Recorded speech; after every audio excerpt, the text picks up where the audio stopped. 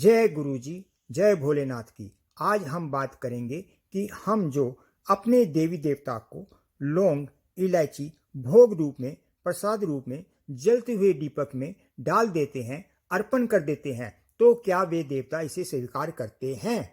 जानकारी पसंद आए तो वीडियो को लाइक कीजिएगा, चैनल को सब्सक्राइब कीजिएगा और बेल आइकन को प्रेस कर लीजिएगा ताकि आपको नई नई जानकारी मिलती रहे। तो लीजिए, आइए शुरू करते हैं। जैसा कि आप सब जानते हैं कि इस धरती पर रहने वाले हम सभी प्राणियों के शरीर भौतिक शरीर होते हैं जो कि पंच तत्वों से बने होते हैं।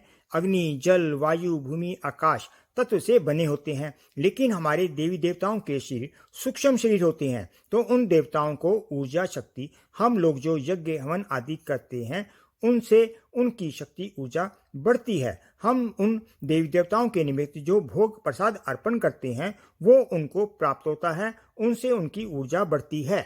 अब सवाल ये उठा कि उस भोग प्रसाद को देवता ग्रहण कैसे करे, उन तक कैसे पहुंचे। तो प्राचीन काल में ऋषि मुनि हवन करते थे, तो हवन में लकड़ी जलाकर उसमें घी की आहुति दी जाती थी और आहुति देते समय स्वाहा बोला जाता था। तो उन देवताओं तक भोग प्रसाद पहुंचाने का दायित्व अग्निदेव की पत्नी स्वाहा पर डाला गया। तो जैसे अग्नि में घी की आहुति डाली जाती है, स्वाहा बोलकर, या अग्नि में हवन सामग्री आदि डाली जाती है, तो स्वाहा देवी अग्निमुख के द्वारा उन देवी देवताओं तक उस आहुति, उस भोग की शक्ति को पहुंचा देती है। तो जैसे जैसे वह घी जलता है, हवन सामग्री जलती है, अग्नि में भस्म होती है, तो उसकी ऊर्जा, उसकी शक्ति उन देवी देवता तक पहुंच जाती है, जिससे वे शक्तिवान बनते हैं, उनकी ऊर्जा बढ़ती है। आपने देखा होगा देवी देवताओं के मस्तक के पीछे एक रोशनी का चक्र और सा बना होता है। तो जैसे जैसे घी जलता है वो रोशनी के रूप में देवताओं का तेज बढ़ता है।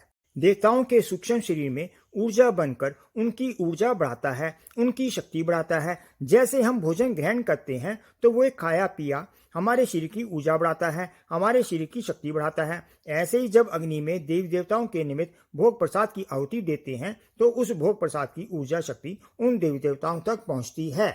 अब जब पितरों आदि को भोग देना होता है तो अग्नि में आहुति देते समय सवधा बोला जाता है। तो अग्निदेव की दूसरी पत्नी सवधा उन भोग प्रसाद की शक्ति पितरों तक पहुंचाती है। तो जो दीपक आप अपने इष्ट देवी या देवता के निमित्त जलाते हैं तो आप उसमें अपने इष्ट के निमित्त भोग प्रसाद के रूप में लौंग, इलायची, कपूर डालकर अर्पित कर सकते हैं। आप एक बूंद इत्र की उस दीपक के घी या तेल आदि में डाल सकते हैं। देवी देवताओं को लौंग की, इत्र, कपूर आदि की खुशबू बहुत अच्छी लगती है, वे बहुत प्रसन्न होते हैं और लौंग, इत्र, कपूर आदि से उनकी ऊर्जा शक्ति बढ़ती है और उनकी विशेष कृपा दृष्टि प्राप्त होती है। आपके घर की नकारात्मकता दूर होती है, आपके घर में सकारात्मक ऊर्जा का वास होता है। और हम लोग देवताओं को सीधे सीधे जिस अन्न या फल आदि का भोग लगाते हैं, देवता उस अन्न यानी भोजन की गंध को ग्रहण करते हैं और उस गंध से ही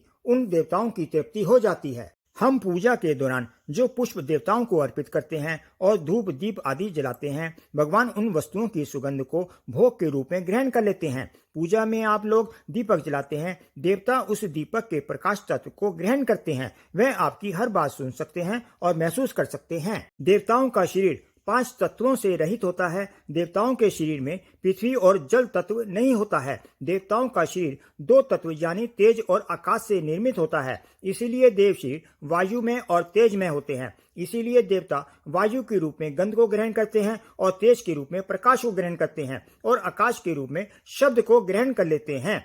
यानी देवता गंध, प्रकाश और शब्द के द्वारा हमारे द्वारा अर्पित किए गए भोग को ग्रहण करते हैं और आपको आशीर्वाद प्रदान करते हैं। आपको ये जानकारी पसंद आई हो तो कमेंट बॉक्स में जय भोलेनाथ का जयकारा लगाइए। आज बस इतना ही, फिर मिलेंगे नई वीडियो में नई जानकारी के साथ। जय गुरु जी, जय भोलेनाथ की।